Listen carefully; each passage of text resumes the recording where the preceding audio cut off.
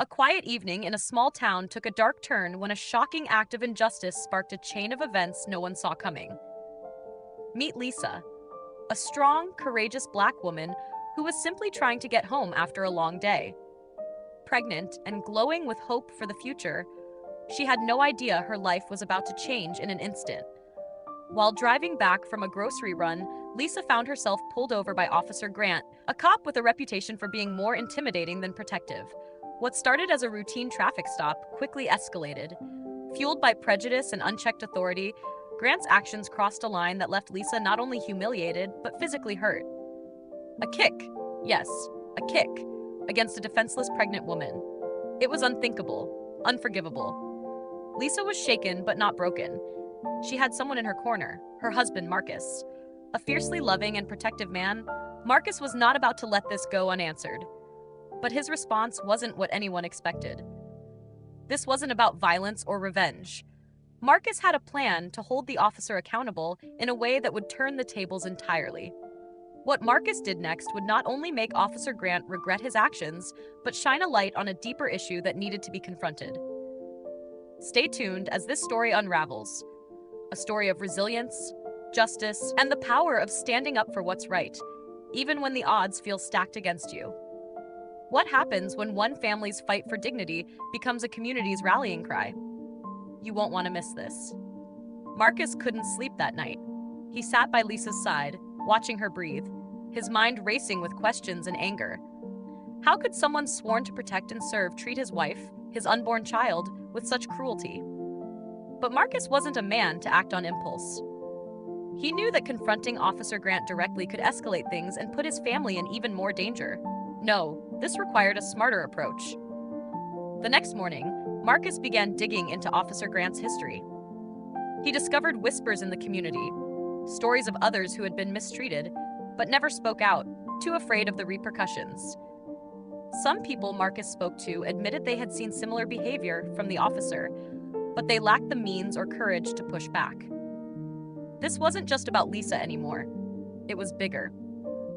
Marcus realized this was an opportunity to expose a pattern of abuse and demand accountability. Meanwhile, Lisa struggled to make sense of what had happened. She wasn't just angry, she was heartbroken. She had done everything right, kept her hands visible, spoken respectfully, but it hadn't mattered. The color of her skin had made her a target. Still, Lisa wasn't about to let fear define her. "We have to fight this, Marcus," she said, her voice trembling but firm. "Not just for us, but for everyone he's hurt." Marcus knew she was right, but the question was how. Officer Grant wasn't just any cop, he had connections. Any formal complaint would likely be buried before it ever saw the light of day. That's when Marcus had an idea. Something bold, something that would force the truth out into the open. But it wasn't without risks. What he planned to do next would test their courage and could change everything. Marcus's plan wasn't simple, but it was bold. He decided to use the power of storytelling, his voice, Lisa's courage, and the truth. With Lisa's permission, he reached out to a trusted friend, a local journalist named Carmen. Known for her integrity and fearless reporting, Carmen had exposed corruption in the town before. When Marcus told her what happened, she was furious but determined. "If we're doing this, we do it right," she said.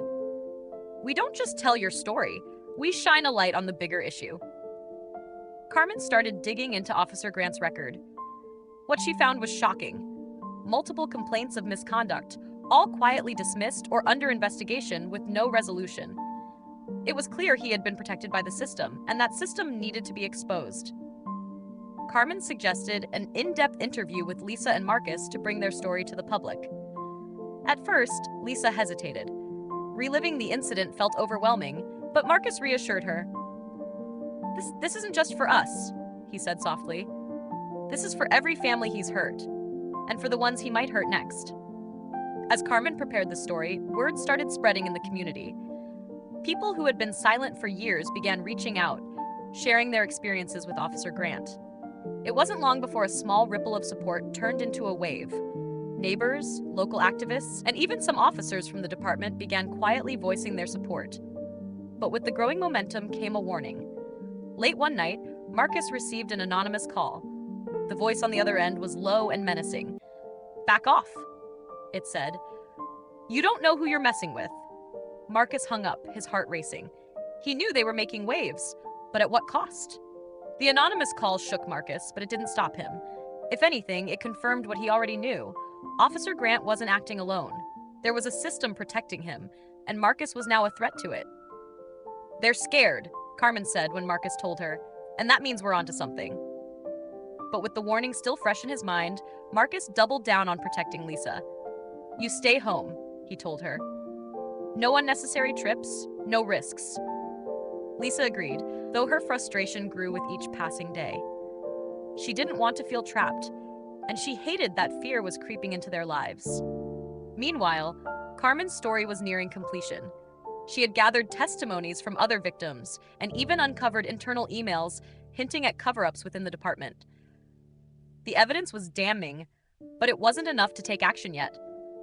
They needed something undeniable, something that couldn't be ignored. That's when Marcus had another idea.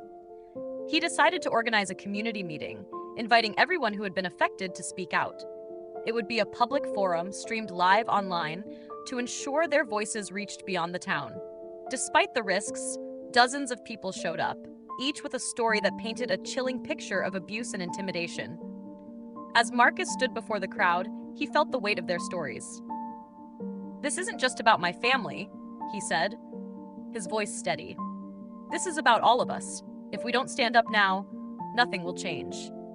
But even as hope filled the room, a shadow loomed. Outside, a patrol car sat idling across the street, its headlights piercing through the gathering dusk. Marcus knew they were being watched, and as the meeting wrapped up, he caught sight of Officer Grant himself, standing by the car, smirking. The message was clear. They weren't backing down. But neither was Marcus. As the meeting ended, Marcus stood at the door, watching people trickle out. He caught their whispered words of support and saw the glimmers of hope in their eyes. But his focus kept drifting to Officer Grant, who hadn't moved from his spot across the street.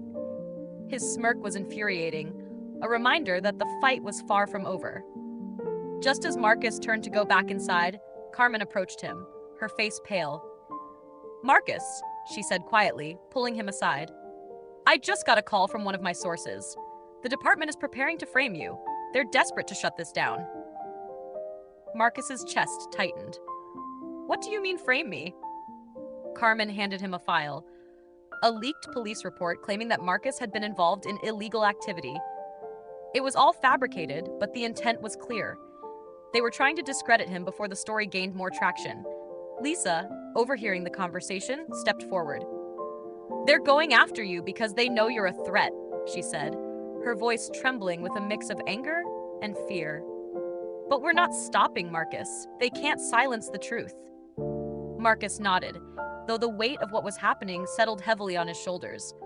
He knew the risk of going public, but he hadn't anticipated how far they'd go to protect one of their own. Later that night, as Marcus sat reviewing the evidence Carmen had gathered, his phone buzzed. It was an email from an anonymous address. Attached was a video. When Marcus opened it, his heart raced. It was body cam footage from Officer Grant.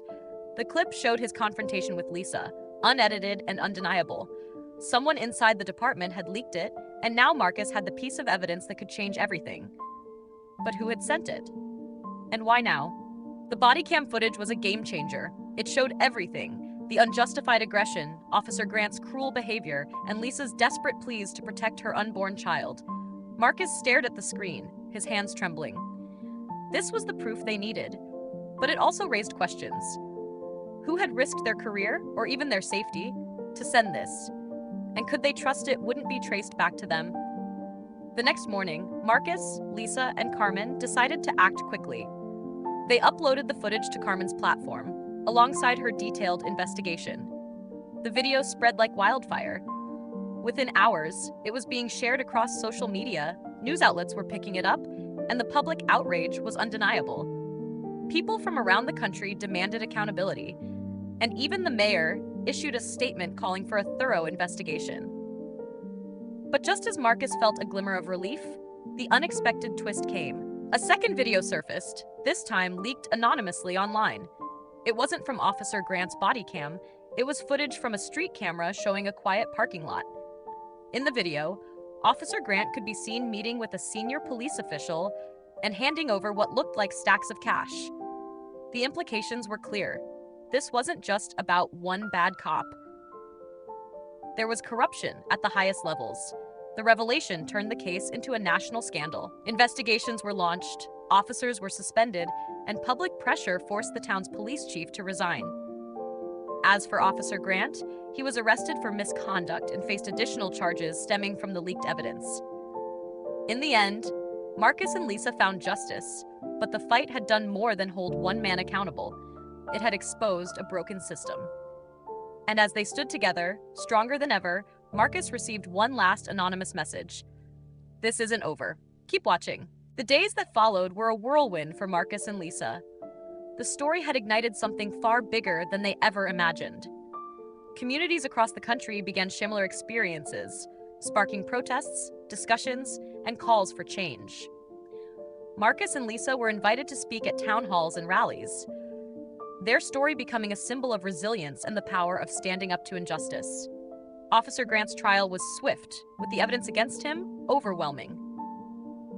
He was convicted of misconduct and assault, and the charges of corruption against higher-ups in the department led to further investigations. While the legal battles were far from over, the tide had turned. People who had once felt silenced found their voices, and change, though slow, had begun. For Marcus and Lisa, life didn't go back to normal, but that wasn't necessarily a bad thing.